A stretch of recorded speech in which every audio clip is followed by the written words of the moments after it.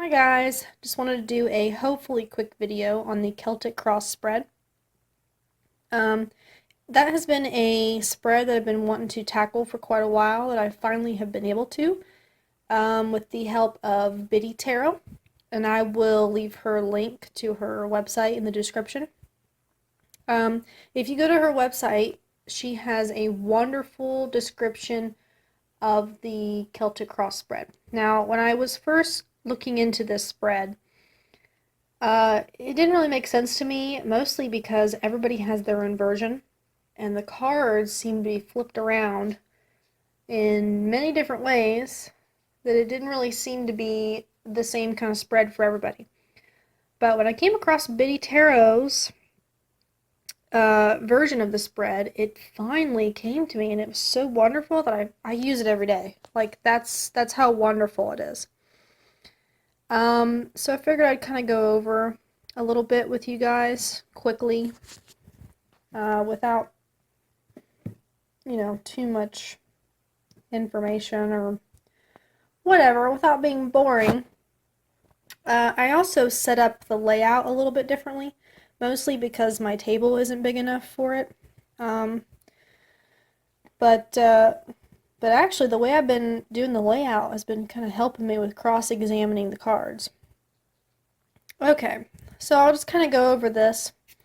Your first card, obviously, is the querent as they are right now. The second card, that everyone knows, crosses over to make the little cross. And that is the situation, problem, challenge at hand. What's crossing their mind right now. Third card, now this is where things get kind of flipped around. The third card on a lot of different people's layout, whatever, it can be here, it can be here, here, it's all over the place, but this is the way that Biddy Tarot did it. This is the way that I actually understand. This is the past influences that are in effect of the problem right now. Fourth card is future. This is the near future. This is what happens before the final outcome. Now these cards, the fifth and sixth card, I like to call them the as above, so below card. The conscious, subconscious cards. Now, this card is as above, the conscious. This is what's going on in the querent's head right now and what they believe as the perfect outcome for them. This is what they want to happen. The below card, the subconscious, this is what is in the subconscious of the querent. And the majority of the time, they are unaware of this card. They're unaware of what's going on right now in their subconscious and their intuition. Now, these cards usually lay 4. You put 4 cards up in like what they call the staff, but since my desk is small, I do it a little differently. This card is the advice card.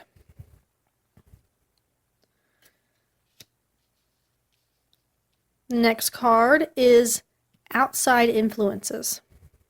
Majority of the time, if this is a court card, it's a person that's influencing the situation at hand. This card is hopes and fears. Now, I like to read this card as hopes and fears, not hopes or fears, depending on the situation. And then the last card is the final outcome card. Now, one of the best pieces of advice I got when reading the Celtic Cross is don't just read it as 1, 2, 3, 4, 5, 6, all the way to the end and say that's it. When you go through these cards, you need to cross-examine the cards. Cross-examine how they got there. What's going on in their head? What do they not know about?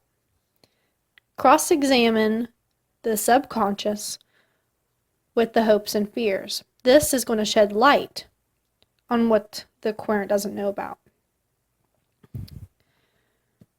Cross-examine the near future to the ultimate outcome. What can be changed? The advice card with the ultimate outcome.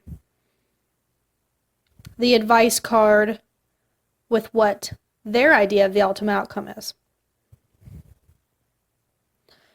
Now, when we're reading this, an example, I'll use an example. Say the Aquarian is saying that she's having trouble with her love life, and she's wanting some clarity on that. Now, our first card,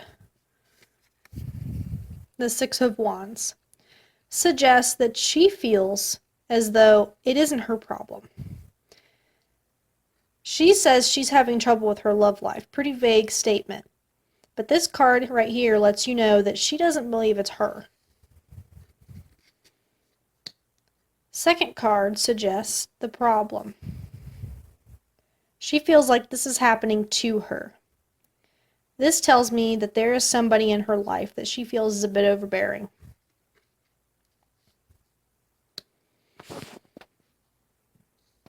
Past card, the Hierophant. This is actually somebody that she looks up to, but this card also tells you that there has been several times in her past that she could have learned, and she hasn't. Moving on to the future card, that's not looking very bright. Future card suggests guilt, worry.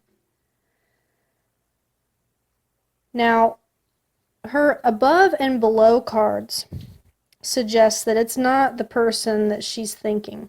This problem is with her. She wants to come out as the person on top. That's what this is about. She feels like she is giving too much in this relationship and that the other person needs to give. But this card suggests that she has not been giving enough. This card suggests that she's being very materialistic and very selfish. Now the advice card. The advice card, Ten of Pentacles, is telling her that she needs to cherish what she has.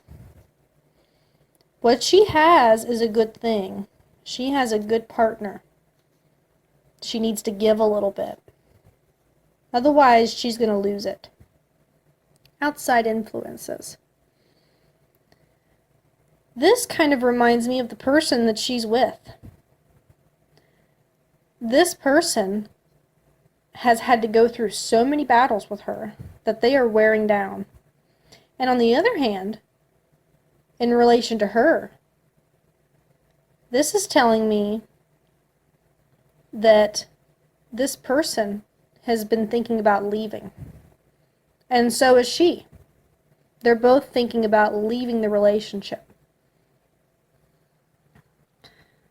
This card, Hopes and Fears, the end of this relationship. Now, to her, this isn't a fear. This is a hope, she thinks. Now, cross-examine. She's been given a lot, and she's taking advantage of it. Now, this, cross-examine this. Now, what does this tell you? The Nine of Swords suggests worry and guilt. She is going to lose this person because she's taking advantage of them. And she's going to regret it. Now, the final outcome card suggests burden. Burden of the heart, burden of the mind. It also suggests responsibility. Now, I would suggest this person is wanting to be very Queen of Swords, very cutthroat to the point and cut this person out of her life. but she needs to be a little bit more Queen of Cups. This person has given her a lot. She needs to be more thankful, and she needs to be there and be a part of this relationship. It can't be just a take-take. It needs to be a give and take. She either needs to accept the responsibility of being in a relationship, or if she sees it as a burden, she needs to understand that this is not just for her. So this end card here suggests a change in outlook, and so does the advice card. Her outlook needs to change drastically. She needs to learn from her past mistakes. This person she cherishes quite a bit. She loves them. She doesn't want to lose them. She will regret losing them, but she's taking them for granted now. She needs to get up off her high horse. So I know that's kind of all over the place, but this is just an example on how to cross-examine the cards. And they don't all have to be read one way. And if something pops out to you, write it down. You know, you don't ignore it just because it's not in the layout. Another thing I like to do is lay clarification cards. If things still seem a little fuzzy, then lay a couple clarification cards and add them to the spread. So thank you, Biddy Tarot, for this layout, this particular layout, and I hope that helps. Bye.